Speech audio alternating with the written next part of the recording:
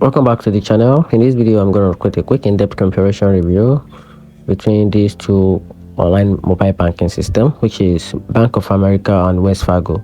So let's dive into it. So talking about Bank of America and Wells Fargo, they are two of the biggest United States banks, which offer a strong nationwide coverage and a wide range of financial products.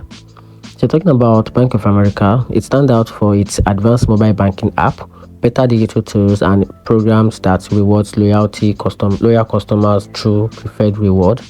And talking about Wells Fargo, on the other hand, it shines with its extensive branch network and a straightforward check-in with simple account option, making it easier for people who still prefer in-person banking. The downside is that both banks have relatively high fee compared to online banks. So Bank of America monthly fee can add up unless you maintain the qualifying balance, while Wells Fargo has faced the reputational issue in the past and still charges overdraft and maintenance fee.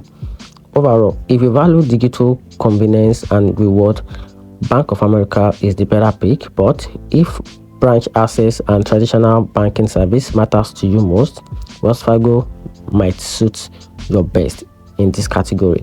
And that's it. Hope you find the video helpful. If you did, turn on the notification button and subscribe for more videos.